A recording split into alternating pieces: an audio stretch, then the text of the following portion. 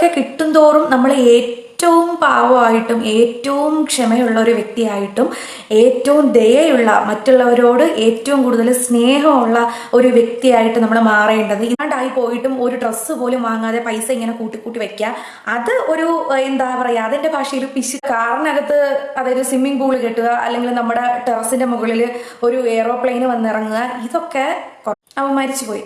അവൻ്റെ അച്ഛനെയും അമ്മയൊക്കെ ഞാൻ കണ്ടിട്ട് ഒത്തിരി നാളുകളായി. ഈ ഒരു സിമ്പതി നമുക്ക് കിട്ടേണ്ട ആവശ്യമില്ല എന്ന് വിശ്വസിക്കുന്ന ഒരാളാണ് ഞാൻ.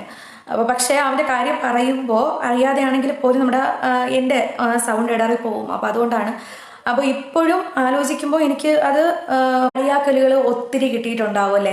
ഒരിക്കലും മറ്റുള്ളവരുടെ മനസ്സിനെ അത്രത്തോളം വേദനിപ്പിക്കുന്ന, അവരെ കുത്തി വേദനിപ്പിക്കുന്ന രീതിയിൽ ഒരിക്കലും പറഞ്ഞിട്ട് തന്നെ ഈ പറഞ്ഞ വ്യക്തികളിൽ നിന്ന് തന്നെ ഒത്തിരി കളിയാക്കലുകൾ കിട്ടിയിട്ടുണ്ട്.